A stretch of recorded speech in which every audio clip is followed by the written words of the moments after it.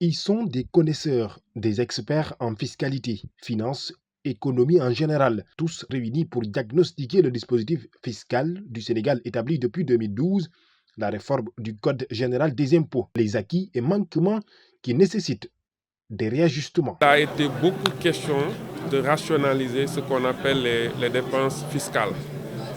L'autorité, l'État a beaucoup insisté sur cela et sur le fait que les textes donc contenant des mesures incitatives étaient trop dispersés.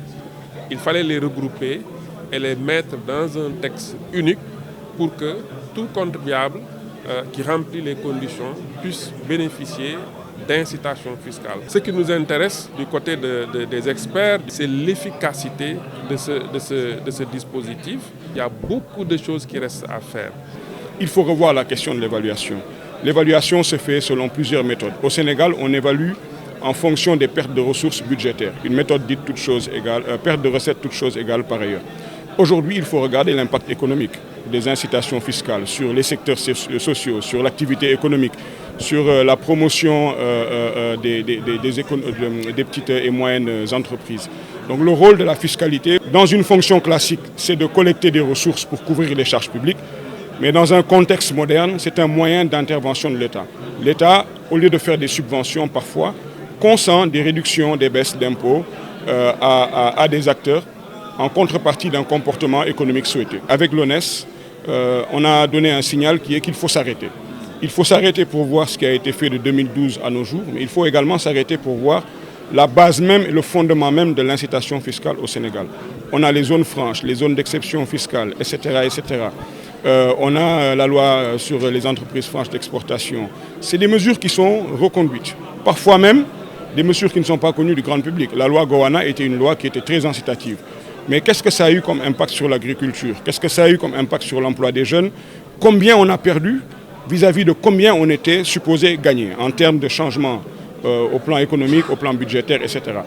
Les différents dispositifs d'incitation entre 2012 et aujourd'hui, et voir également tous les aspects incitatifs de loi qui sont en dehors de la loi fiscale, qui sont revenus après 2012. Parce qu'on se battait contre la dispersion des textes, mais la loi sur la zone économique spéciale, la loi sur les incitations fiscales qu'on a en Casamance, etc., sont des exemples qu'il faudra également regarder. La mise en œuvre de ce qu'on appelle le droit fiscal commun incitatif pose aujourd'hui problème. Beaucoup de secteurs ne s'y retrouvent pas. Il est question de dire attention. Attention, l'alerte est donc lancée et des réflexions entamées au profit de la démarche des autorités pour un Sénégal émergent, surtout face aux nouvelles perspectives qui s'ouvrent. Tout doit être pris en compte, notamment des impôts, pour dire l'engagement de l'ONES. On ne peut pas parler de développement économique et social ça, sans dispositif d'incitation fiscale. Nous avons de nouvelles autorités qui misent sur la souveraineté économique et qui parlent de souveraineté économique, parlent de moyens internes pour atteindre les objectifs. Donc ces moyens-là, on va les chercher à travers nécessairement la fiscalité, mais il ne s'agit pas d'alourdir le poids de l'impôt sur ceux qui payent déjà.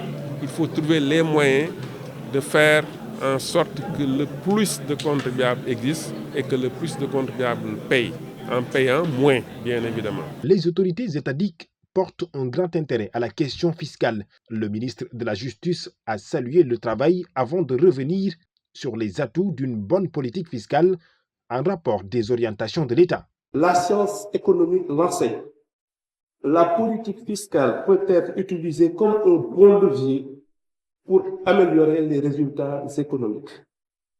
Dans leur quête de croissance et de développement, les pays, surtout ceux à revenus intermédiaires, rivalisent pour attirer l'investissement d'une manière générale et l'investissement direct étranger en particulier.